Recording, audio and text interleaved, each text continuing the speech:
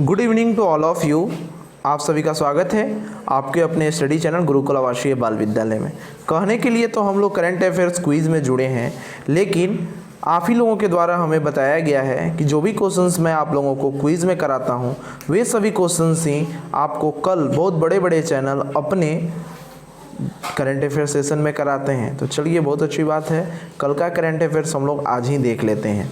चलिए, जो first question है जो मैंने कल का प्रश्न दिया था वह है कि किस राज्य में हाल ही में जल परीक्षण के लिए मोबाइल वैन सेवा शुरू की गई है।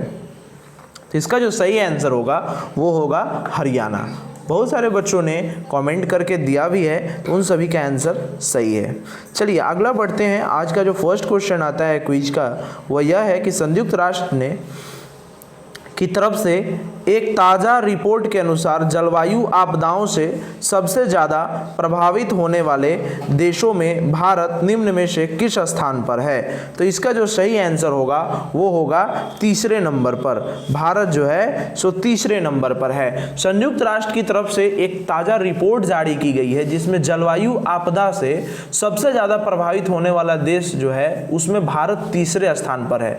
रिपोर्ट के अनुसार जो सबसे ऊपर है वह जो है सो चाइना है। चाइना सबसे ऊपर है, उसके बाद अमेरिका है और सब तीसरे नंबर पर क्या है, इंडिया है। तो इससे हमको तीन क्वेश्चंस मिल गए। सबसे पहले कौन है, चाइना है, दूसरे नंबर पर अमेरिका और तीसरे नंबर पर इंडिया है। चलिए आगे बढ़ते हैं हम लोग। हाल ही में किस राज्य सरकार ने सरकारी नौकरियों में 33% महिला आरक्षण की मंजूरी दे दी है। तो जो इसका सही आंसर होगा वो होगा पंजाब सरकार। पंजाब सरकार ने इसकी मंजूरी दे दी है। पंजाब सरकार ने पंजाब सिविल सेवा जो कि महिलाओं की पदों का आरक्षण का नियम 2020 को मंजूरी दिया है। इस फैसले के अंतर्गत जो सरकारी नौकरियों में महिलाओं को 33% आरक्षण दिया जाएगा, यानी कि 33% लेडीज लोगों के लिए रिजर्व्ड होगा। आगे बढ़ते हैं। किस देश ने कोविड-19 की दूसरी वैक्सीन कोविड-19 वैक्सीन को शुरुआती ट्रायल के बाद स्वीकृति दे दी है। तो जो इसका सही आंसर होगा वो रूस होगा। रूस ने इसे स्वीकृति दे दिया है। यहां हम लोग देख लेते हैं, जो इसका सही आंसर है वो रूस है।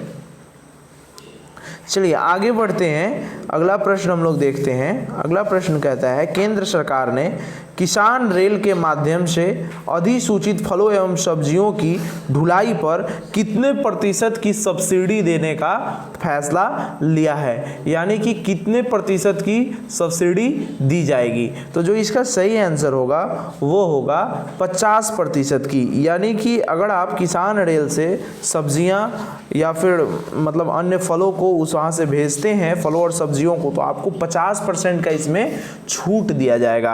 अब कहने का अर्थ यह है कि केंद्र सरकार ने किसान रेल के माध्यम से अधिसूचित फलों एवं सब्जियों की ढुलाई पर 50% सब्सिडी देने का आदेश जारी किया। यह subsidy operation green top to total योजना के तहत दी जाएगी। यह भी ध्यान रखने वाली बात है कि यह सब्सिडी किस योजना के तहत दी जाएगी, operation green top to total योजना के तहत दी जाएगी। केंद्र ने आत्मनिर्भर भारत अभियान के तहत खाद्य प्रसंस्करण उद्योग मंत्रालय ने पायलट आधार पर 6 महीने के लिए ऑपरेशन ग्रीन योजना का विस्तार कर टमाटर, प्याज व आलू से लेकर सभी फलों सब्जियों को इस दायरे में लेने का घोषणा कर दिया है। तो ये बहुत ही अच्छी खबर है।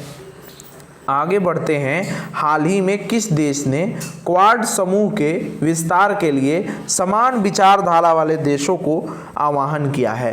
तो जो इसका सही आंसर होगा वो हो जाएगा डी ऑप्शन, अमेरिका, यानी कि अमेरिका ने इसका आह्वान किया है। अमेरिका के उप विदेश मंत्री स्टीफन विगन, ध्यान रखेंगे उप विदेश मंत्री कौन है, स्टीफन विगन, ठीक है, ने कहा है कि भारत, ऑस्ट्रेलिया, जापान और अमेरिका का समूह स्वतंत्र और खुले हिंद प्रशांत क्षेत्र का समर्थन करने के लिए अन्य देशों की खातिर खोला जा सकता है। उल्लेखनीय है कि इन चारों देशों के समूह में क्वाड नाम से जाना जाता है। चीन के बढ़ते क्षेत्रीय प्रभाव को रोकने के लिए अमेरिका क्वाड देशों के बीच सहयोग बढ़ाने को जोर दे रहा है। तो यह भी ध्यान में रखने वाली है कि कौन कौन से देश क्वाड में शामिल हैं, तो भारत, ऑस्ट्रेलिया, जापान और अमेरिका। चलिए आगे बढ़ते हैं। विश्व मानक दिवस किस दिन को मनाया जाता है? विश्व मानक दिवस।